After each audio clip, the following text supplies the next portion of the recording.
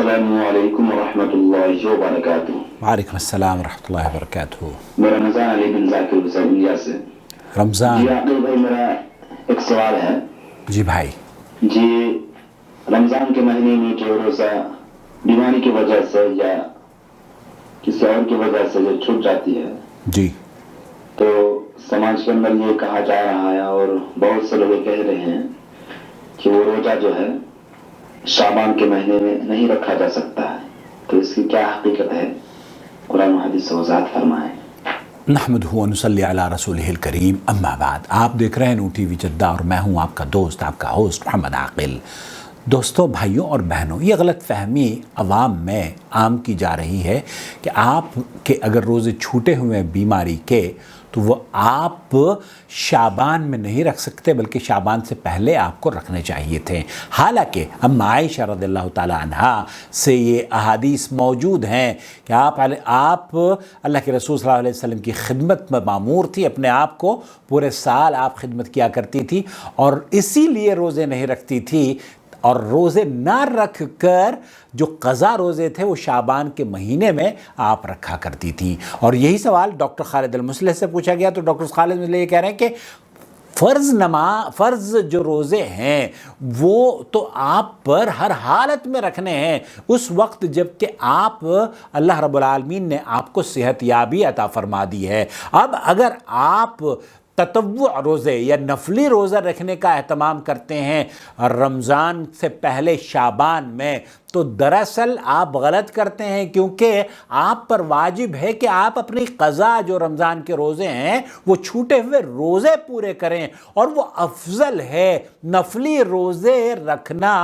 رکھنے سے رمضان المبارک کے چھوٹے ہوئے روزے رکھنا شعبان کے مہینے میں زیادہ فضیلت ہے۔ کیوں؟ کیونکہ وہ اللہ تعالیٰ کا حکم ہے روزہ رکھنے کا، وہ تو آپ کو ہر حالت میں رکھنے ہیں۔ سنیے شیخ کیا کہہ رہے ہیں۔ اشتغال بالصوم قضاء حتى ما تقرب به العبد الى الله عز وجل ان يقضي ما فرضه الله عليه من الصيام المفروض۔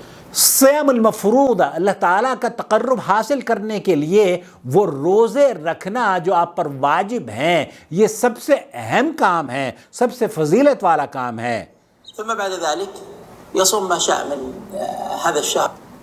یصوم، اس کے بعد اگر آپ کو توفیق ملے تو آپ روزے رکھیں، پیر اور جمعرات کا روزہ رکھیں، اور شعبان کے مہینے میں کثرت سے اللہ کے رسول صلی اللہ علیہ وسلم روزہ رکھا کرتے تھے۔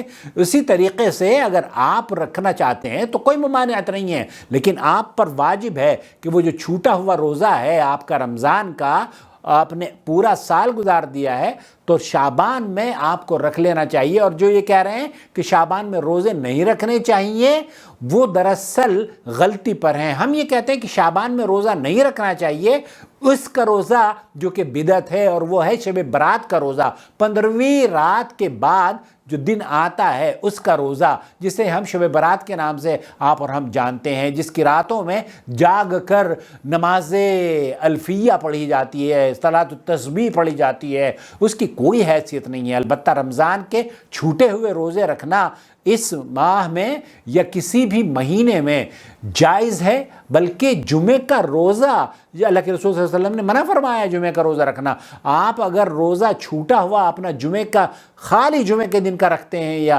ہفتے کے دن کا رکھتے ہیں یا اتوار کے دن کا رکھتے ہیں تو وہ جائز ہے۔ کیوں؟ کیونکہ آپ اپنا چھوٹا ہوا جو فرض روزہ ہے اسے پورا کر رہے ہیں۔ اللہ تعالیٰ ہمارے اس چینل کو ترقی عطا فرمائے اور اس کی آواز سے بدعتوں اور خرافاتیوں کو اللہ ہدایت سے نواز دے، آمین یا رب العالمین۔ والسلام علیکم ورحمۃ اللہ وبرکاتہ۔ پلیز ابھی تک اگر آپ نے ہمارا چینل سبسکرائب نہیں کیا ہے تو کر لیجئے، دیر کس بات کی ہے۔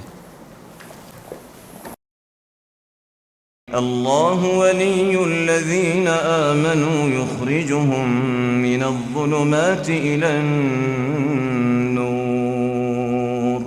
والذین كفروا أولیاؤهم الطاغوت یخرجونهم من النور إلى الظلمات